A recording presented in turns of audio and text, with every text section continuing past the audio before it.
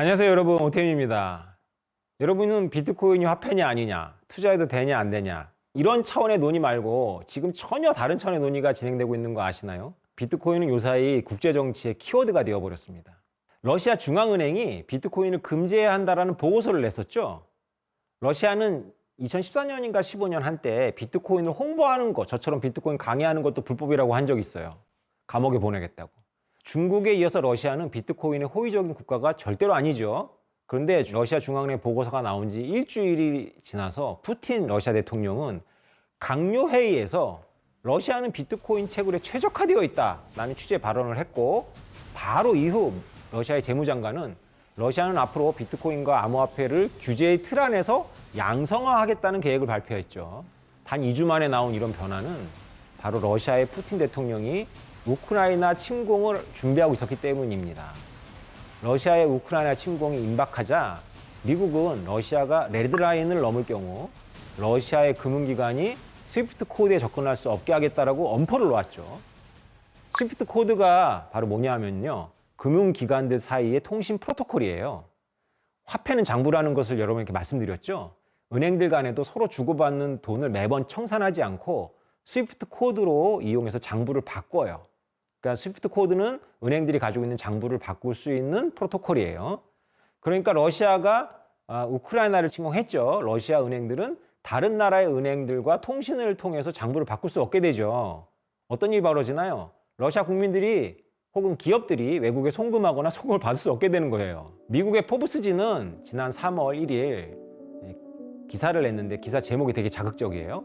비트코인이 자신의 내재 가치를 세상에 보여주었다라는 자극적인 제목을 뽑았어요. 기사는 최근 4가지 사건을 들어서 비트코인이 자신을 증명했다고 주장했습니다. 첫째, 캐나다 정부가 백신 반대 시위대에 대한 후원 계좌를 동결한 사건이에요. 두 번째, 우크라이나에서 폴란드로 월경하는 피난민들이 비트코인을 소지했고 실제로 우크라이나를 돕는 후원금들이 비트코인과 암호화폐로 세도했죠. 세 번째, 놀랍지도 않지만 서방의 금융제재를 받게 될 푸틴의 러시아 대통령이 비트코인이 금융통제를 우회하는 수단으로 삼으려고 했어요. 넷째, 값어치가 종이돈보다 더 빨리 떨어지고 있는 돈이 있어요. 터키의 리라화죠.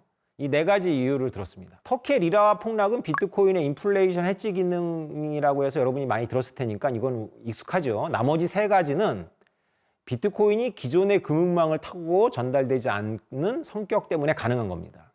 즉 비트코인의 이런 특성은 지정학에서 새로운 질서를 부여하기 시작했어요.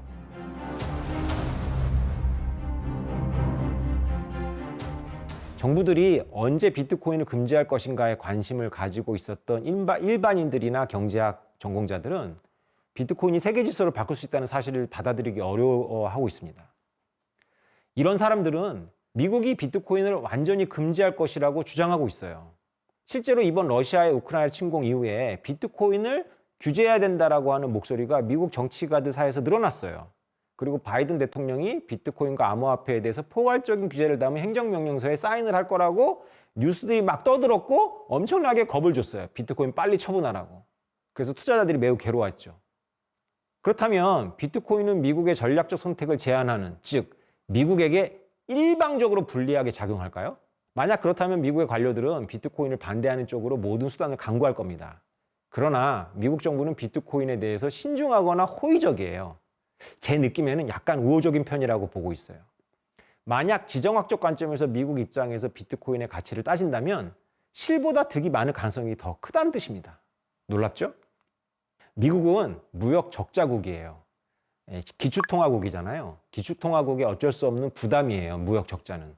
아무튼 미국이 중국이나 일본 그리고 한국처럼 자기 나라를 상대로 무역 흑자를 내는 국가들을 바라볼 때 의심하는 것이 있어요. 그것은 뭐냐면 저 나라들이 환율을 조작하고 있어.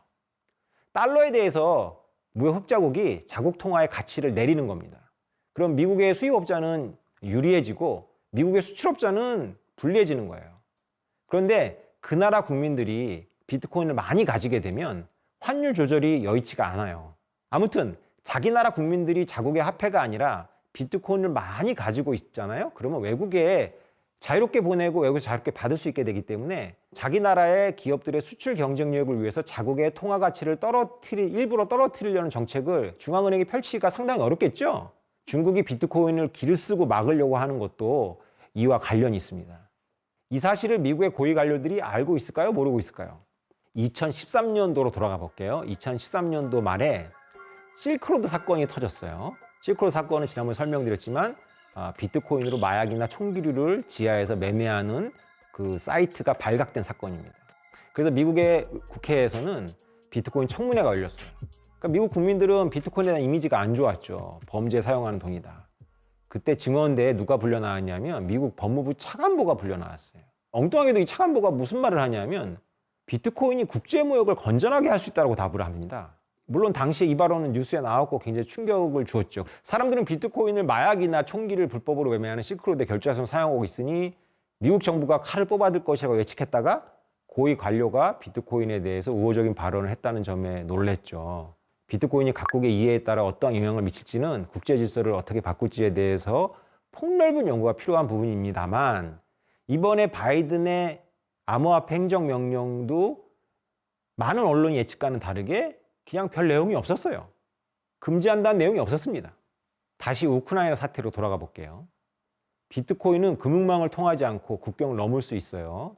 이런 특성 때문에 지정학적 위기가 발생한 지역의 일반 시민들에게 비트코인은 생명줄이 될 수 있어요. 비트코인이 세상에 처음 나왔을 때부터 비트코인이 이런 지정학적 자산이 될 수 있다는 걸 알아챈 사람들이 많았어요. 아니, 애초에 그런 화폐를 꿈꾸는 사람들이 30년 동안 만들고자 했고 실패를 거듭하다가 결국은 발명하게 된 것이죠. 그런데 사람들은 비트코인이 지정학적 위기에 빠진 국민들의 동아줄이 되어줄 것이라는 주장을 비웃었어요. 여러 이유가 있겠지만 무엇보다도 사람들이 너무나 비현실적인 세상에서 오랫동안 살면서 평화적인 세상에 길들여졌기 때문이라고 저는 생각해요. 지금 우리가 살고 있는 세계는 포스트 1945예요. 즉 1945년 전쟁의 종료와 함께 만들어진 세상이 우리가 지금 살고 있는 세상인데요. 그 당시 전쟁이 끝났기 때문에 외교상 전 세계는 처참한 상태였어요. 그런데 여러분 질서라는 측면에서 한번 생각해 볼까요? 질서라는 측면에서 생각해 보면 역사상 거의 처음으로 리셋이 된 거예요. 영국을 비롯한 제국들이 다 몰락했어요. 소련도 전쟁에는 이겼는데 너무나 많은 피해를 받았죠. 오직 미국만이 건재했어요. 그래서 미국은 세계 질서를 자신들이 여태까지 생각해온 이상에 맞추어서 새롭게 설계할 수 있었습니다. 물론 그 이후에도 지난 70년 동안 뭐 공산주의의 도전도 있었고 많은 어려움이 있었어요. 그럼에도 불구하고 시장 경제를 수용하고 있는 국가들 사이에서는 평화적인 질서와 함께 법치라는 개념이 자리 잡았죠. 여러분들이 사용하는 글로벌 금융은 세상이 원래부터 법대로 움직이는 곳이라는 착시를 일으키는 원천이에요.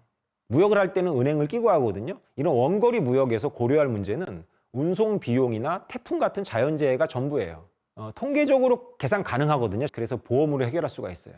결국 원거리 무역에 필요한 건 비용뿐이에요. 다 수죠. 그래서 경제학자들이 드디어 수식으로 모든 걸 파악할 수 있게 된 거예요. 이거는 이렇게 표현하면 어떨까요? 경제학자들이 수식으로 파악할 수 있는 세상이 새롭게 창조된 거예요. 그래서 포스트 1945 시스템에서는 인문학의 최고의 왕자 자리가 경제학이 됐어요. 이거는 특별한 상황입니다. 그럼 왜 그렇죠? 세계상이 유례 없는 평화를 누렸기 때문에 그렇습니다. 그러나 이런 비현실적인 세상이 지금 막을 내리고 있어요. 여러분들이 미국을 좋아하든 싫어하든, 여러분들이 미국을 제국이라고 부르든 패권국가라고 부르든 우리가 알고 있는 기존의 질서는 무너지고 있다고 보아야 합니다. 애초에 한 나라의 국내 통화를 세계 무역의 결제 수단으로 삼는다는 논리 자체가 무리가 있었어요.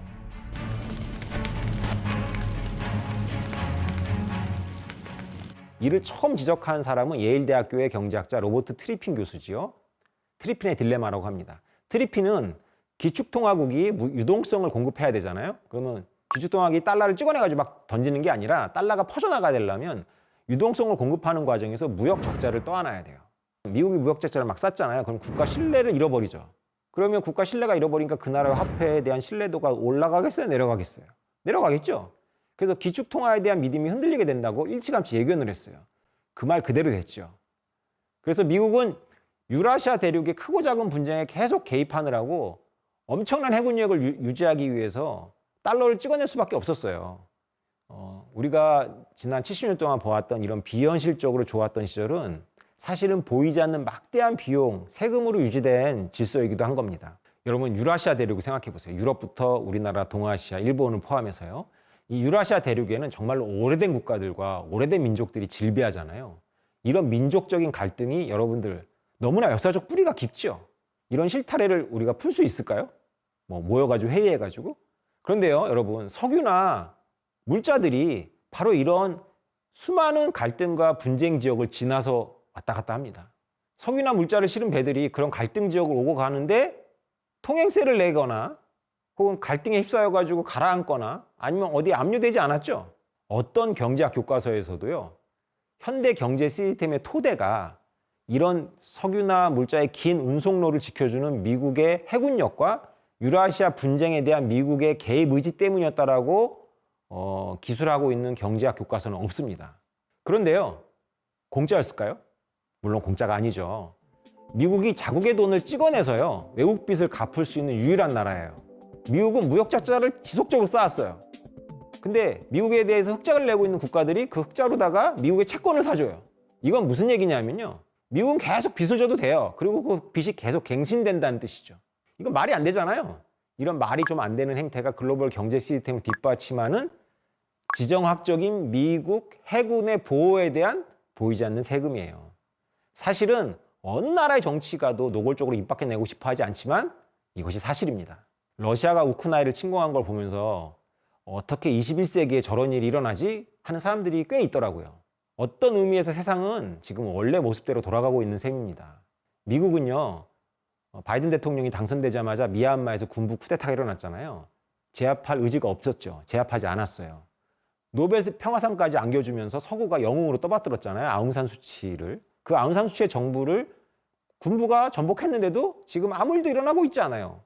데모가 일어난다고 서구 언론에서 보도를 하고 미얀마의 참상을 보여주지만 그냥 군부가 계속 집권하고 있습니다.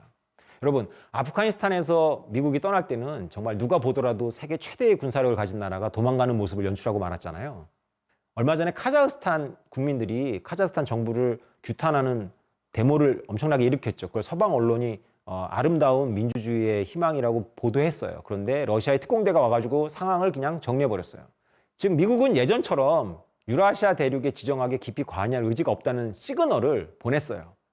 바로 이 시그널을 누가 받아들였을까요? 네, 푸틴이 받아들였죠. 유라시아 대륙은 지금 2차 세계대전 이후 최초로 미국 없는 시대를 맞이하고 있는 것인지도 모릅니다. 역사의 챕터는 책이나 연극과는 다르죠. 대나무처럼 마디가 분명하게 끊어지진 않아요. 중첩되기도 하고 역행하기도 합니다. 그래서 섣부른 단정은 금물입니다. 그럼에도 지금 러시아가 우크라이나를 침공한 이 사태는 한 시대가 마감되고 있음을 알리고 있는 신호예요. 폴란드하고 우크라이나는 평원인데 이 평원은 독일과 모스크바를 연결하는 통로예요. 나폴레옹과 히틀러도 탁 트인 평원의 유혹을 뿌리치지 못하고 결국 러시아로 갔다가 몰락했고요. 징기스칸의 군대도 갔었죠. 이 평원은 너무나 지정학적인 곳이라서 러시아가 아니면 독일의 세력권일 때 안정됩니다. 여러분이 생각하는 이상적인 세계라면 두 강대국이 독일과 러시아가 조약에 따라서 평화를 유지하고 폴란드 국민도 평화롭고 우크라이나 국민도 평화로우면 좋잖아요. 그런데 이번에 러시아가 우크라이나 침공한 걸 보면서 우리가 깨달아야 되는 건 뭐냐면 누가 옳고 그르냐를 따지기 전에 현실은 이상적인 곳이 아니구나. 이것은 원래 지당한 사실이잖아요. 그죠? 이것을 깨달아야 됩니다. 미국의 패권 아래서 오랫동안 비현실에 길들여져 있던 독일과 서유럽이 이 일을 계기로 미국 없는 유라시아를 인식하기 시작하고 있어요. 독일이 무장을 지금 선언했잖아요. 그래서 제가 생각하기에는 유럽 대륙은 어쨌건 미국 없는 세계에서 균형을 찾아갈 것으로 보입니다. 문제는 우크라이나 국민들처럼 지정학적 비극을 맞이한 개인들입니다. 남의 얘기가 아니겠죠. 유럽과 동아시아의 새로운 패권이 자리 잡을 때까지 사람들은 익숙한 과거로부터 모든 것이 낯설기만 한 세상을 경험하게 될 겁니다. 그리고 그 경험은 결코 유쾌하지 않을 건데요. 무엇보다 은행에서 돈을 찾을 수 없거나 돈을 보낼 수 없게 될 가능성이 매우 커집니다. 국경을 넘을 때 몸수액을 당할 것이고 값 나가는 모든 것들이 모래알처럼 여러분 손에서 빠져나가게 될지도 모릅니다.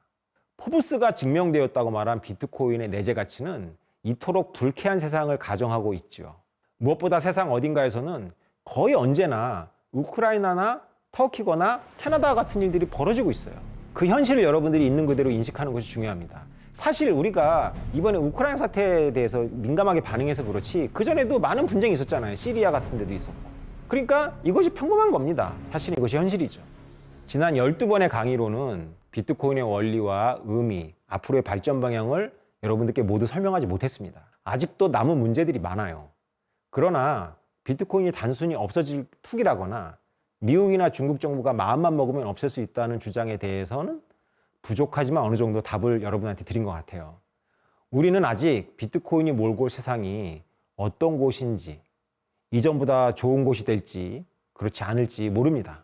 그러나 분명한 것은 비트코인은 엄청난 발명품이고 중요한 현상이며 없어지지 않을 거기 때문에 바로 여러분의 삶에 영향을 미칠 것이라는 겁니다. 여러분이 비트코인을 좋아하건 이해하건 이해하지 못하건 싫어하건 간에 말이죠. 제 강의가 여러분의 선택에 조금이라도 도움이 되었다면 정말 더할 나위 없는 영광으로 생각합니다. 그동안 부족한 강의 들어주셔서 감사합니다. 이상입니다. 오태민이었습니다.